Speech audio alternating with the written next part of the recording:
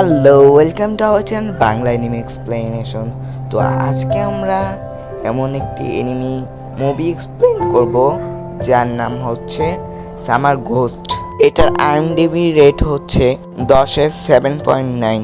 এটা 2021 সালে নভেম্বরের 12 তারিখে বের হয়েছে। এটি জাপানের একটি মুভি। এই মুভিটা আমরা 2 পর্ব ভাগ করেছি, কেননা মুভিটা অনেক বড়।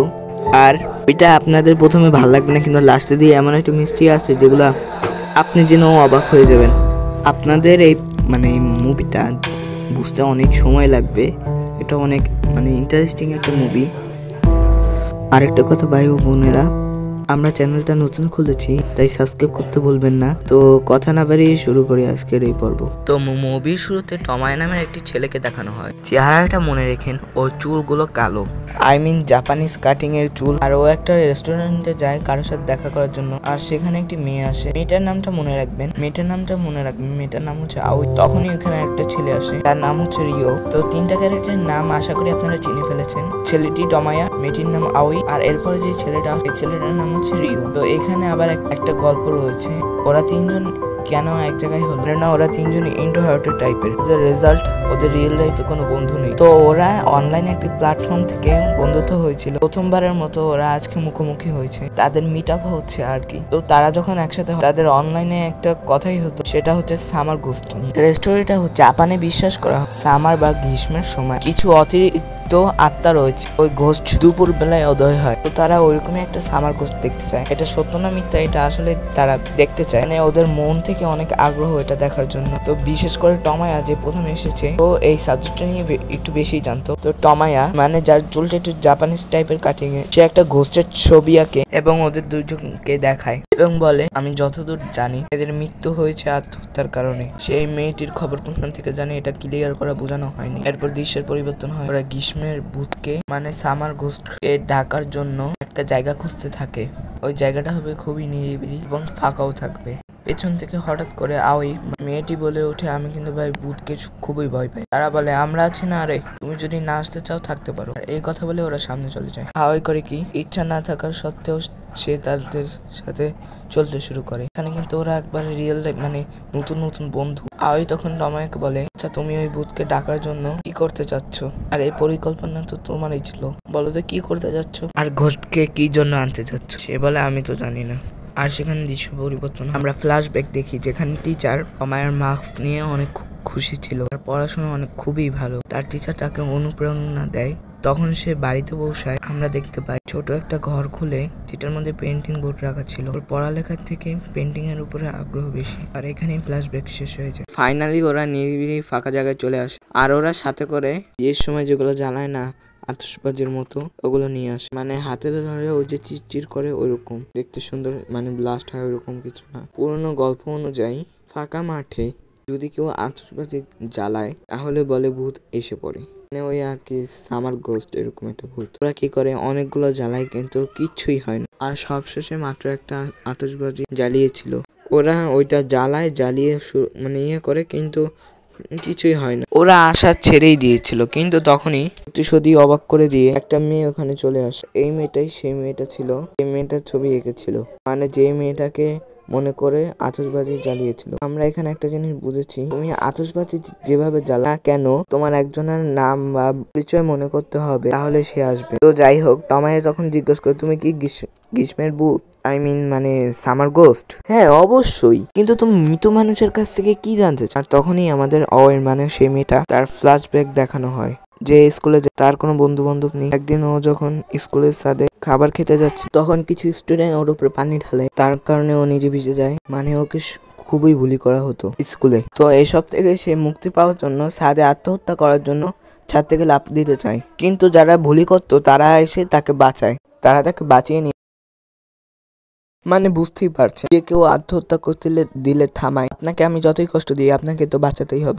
বাচ্চা থাকেন, আমি আপনাকে দীর্ঘদিন জ্বালাবো। তো আমরা এখানে বুঝতে পারলাম যে তারা কেউ খুশি না, হ্যাপি না। যেমন টমা, ও স্কুলে ভালো হলে ওর পছন্দ পেন্টিং আঁকা, পড়ালেখার থেকে। আর এদিকে আউই, সে বুলির হাত থেকে বাঁচতে চায়, তাই সুইসাইড করতে চেয়েছিল। তো যাই হোক, এরপর দৃশ্য পরিবর্তন হয়। আউই নিজের ঘরে রয়েছে এবং এসব ভেবে খুবই আবেগপ্রবণ হয়ে যায়। এবার সব ফ্ল্যাশব্যাক শেষ হয়। বর্তমানে সে ভূতকে জিজ্ঞাসা, আচ্ছা ভূতও কি বন্ধু বান্ধব নিয়ে মানুষের মতো মিলেমিশে থাকে? তখন ওই ভূত বলে, না, আমাদের প্রত্যেকটা ভূতের আলাদা আলাদা রাস্তা হয়ে থাকে। তখন আওই বলে, হ্যাঁ আমি বুঝতে পেরেছি। তখন ভূতটা বলে, দেখো কখনো কখনো একসাথে থাকলে হতাশা করে দেয়। তো ওইখানে ওই ভূতটা আওইকে হয়তো ভুলের ব্যাপারে ইন্ডিকেট করেছে।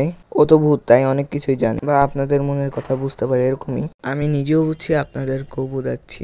গল্পটা এতটাও সহজ নয়, তাই আমার মতো বুঝাচ্ছি। তখন তমায়া আর রিও দেখে ওইখানে আতশবাজি অর্ধেক পথে জ্বলে আবার নিভে যাচ্ছে। তো জ্বালাই আবার, তখন ওই আতশবাজি মনে হয় ফ্রিজ হয়ে গেছে, মানে যেটুক জ্বলেছে ওটুকুই জ্বলছে। আর তখন গ্রীষ্মের ভূত বলে, আওই তোমার সাথে অনেক খারাপ কিছু হয়েছে, মানে ভুলের। আর এই কথা শুনে আওই আশ্চর্য হয়ে যায়। এই পর্যন্ত অলরেডি যে কথাটা বলেছি, সেই ভূতটা আওইর মন পড়েছে। তখন সেই ঘোষটা বলে, মজার ব্যাপারটা কি জানো, যারা সবসময় সুইসাইড করতে চায় তারাই আমাকে দেখতে চায়। তখন আওই বলে, তাহলে কি টমায়া আর রিও কি আমার মতো সুইসাইড করতে চেয়েছিল?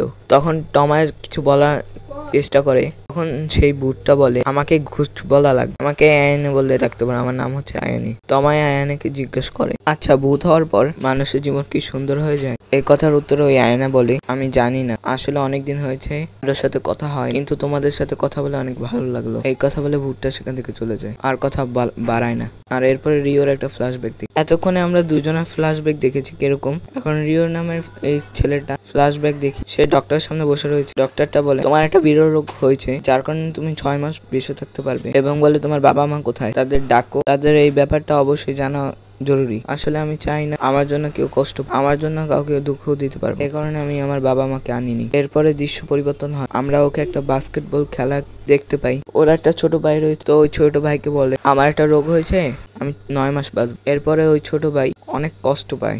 এরপরে রিও বলে, আরে বোকা, আমি তোর সাথে মজা করলাম, মিথ্যা বলেছি, তুই চিন্তা করিস না। তো এতে আমরা বুঝতে পারি রিওর মনে কি দুঃখ রয়েছে, আর রিও নিজে মরতে চায়। এরপর দৃশ্য পরিবর্তন, বর্তমান সিন দেখানো, টমায়া জেগে উঠেছে, ওর মা ওকে ডাকছিল, এবং ওর মা বলে, তোমার ফলাফল তো ভালোই এসেছে, 2-1টা সাবজেক্ট বিষয় তোমাকে অনেক দুর্বল মনে হচ্ছে, যদিও 95 উপরে মার্ক পেয়েছে। কিন্তু এদিকে ওরা 3জন অনলাইনে বন্ধু হওয়ার সত্ত্বেও দেখা করতো, এবং ওরা 3জনই অনেক ভালো বন্ধু হয়ে যায়। তো সবাইকে একদিন কনফারেন্স করে, কিন্তু আওই অনেক ডরিয়েছিল। টমাই বলে, তোমার কি সমস্যা, কি হয়েছে? আওই বলে, আমার বিশ্বাসই হচ্ছে না, আমি সত্যি সত্যি ভূত দেখেছি। টমাই বলে, তো দেখেছো তো কি হয়েছে, তারপরে তোমার কাছে আসতে দিও না ওকে। এরপরে টমাই বলে, আচ্ছা ঠিক আছে, হ্যাঁ ফোন রাখছি, হ্যাঁ। কিন্তু এখানে আমরা আরেকটা জিনিস দেখি, সে ওই জায়গাতে যায় যেখানে ওই ভূতটাকে সে প্রথম দেখেছিল, এবং ওই আতশবাজি ব্যবহার এবং ভূতটাকে তো আয়ানে তার সাথে দেখা করার জন্য আসে। আয়ানে বলে, আমি জানি তোমার মধ্যে অনেক প্রশ্ন রয়েছে যেগুলো তুমি আমার কাছ থেকে জানতে চাচ্ছ, কি আমি ঠিক বলেছি না? তো তারা এক জায়গায় বসে। আয়ানা বলে, তুমি এখনো বেঁচে রয়েছো কেন? আমায়া বলে, তোমার কি মনে হয় আমি এখনো বেঁচে রয়েছি? আমি আজকাল শুধু আত্মহত্যার ব্যাপারেই ভাবি। তখন আয়ানে বলে, তুমি শুধু ভিতর থেকে মরে গিয়েছো, বাহির থেকে নও, তোমার মনটা মরে গিয়েছে। যাই হোক, তুমি আগে কি করতে চাও এটা বলো। তামায়া বলে, আমি জানি না কি করতে চাই, কিন্তু তুমি বলো, মরার পরে কি সব কিছু ঠিক হয়ে যায়? প্লিজ, আমি মরার পরে কি খুশি থাকতে পারবো? দেখো, এসব জিনিস জানার জন্য একটাই রাস্তা আছে, সেটা হচ্ছে তুমি তোমার সোলকে ভেঙে ফেলো এবং উঠতে থাকো। তো তামায়া বলে, এটা কিভাবে সম্ভব আবার? তখন সেই ভুট্টা করে দৌড়ে গিয়ে তামায়া হাত ধরে তামায়া আত্মাকে তার শরীর থেকে বের করে নেয়, এবং ওর বডি সেখানে পড়েছে। আর এরপর ওর ভুট্টা এবং তামায়া আত্মাকে নিয়ে আকাশ উড়ে যায়, এবং বলে, তোমার শরীর কিন্তু নিচে রয়েছে, তুমি এখন দেখো পাখির মতো স্বাধীন হয়ে রয়েছে। আয়ানা ওর হাতটা ছেড়ে দেয়, এবং তামায়া খুব দ্রুতর সাথে নিচে পড়তে থাকে। কিন্তু যখনই ও মাটিতে গিয়ে পড়বে, তখনই কিভাবে জানি হঠাৎ করে মাটিটা সমুদ্র হয়ে যায়, আর ও অনেক তলদেশে চলে যায়। আমাকে ক্ষমা করে দিও, আমি তোমাকে ছেড়ে দিয়েছি, আমি শুধু তোমার প্রতিক্রিয়া দেখতে চেয়েছিলাম, যে তুমি নিচে পড়ার সময় কিরকম রিয়াকশন করো। তো এখানে আমরা একটা জিনিস বুঝলাম, ভূতদের জন্য মাটিটা হচ্ছে পানি, সমুদ্রের মতো পানির মতো একটা জিনিস, এরকমই বোঝানো হয়েছে।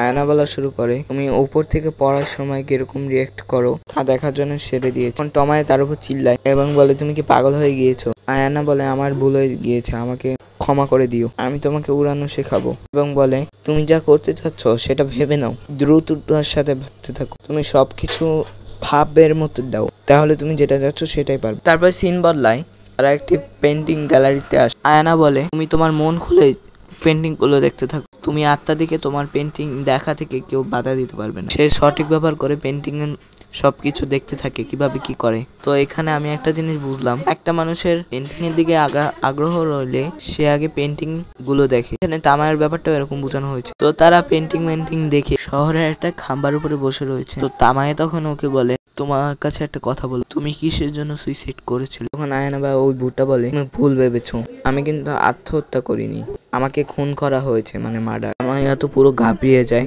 এরপর তামায়া আর আয়ানা তমায়াদের বাড়িতে নিয়ে যায়, সেখানে ওর মা অপেক্ষা করছিল। আর এখানে উল্লেখ্য, ওরা এখানে দুইজনেই আত্মা রয়েছে, ওই জন্য কেউ তাদেরকে দেখতে পারবে না। তো যাই হোক, ঘটনাটা 3 বছর আগে আয়ানা তার মায়ের সাথে রাগ করে বাড়ি থেকে চলে যায়।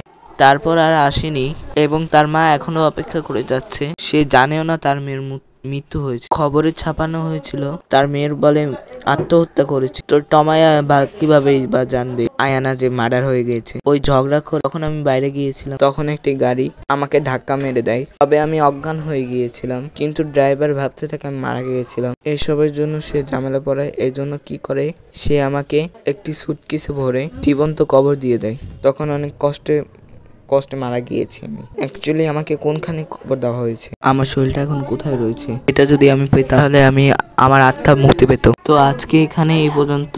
পরবর্তী পর্ব আসবে খুব শীঘ্রই, শুক্রবারের মধ্যে। তো সাবস্ক্রাইব করতে ভুলবেন না এবং কমেন্ট করে যাবেন, লাইক করে আমাদের উৎসাহিত করবেন। তো আজকে এই পর্যন্তই, বাই বাই।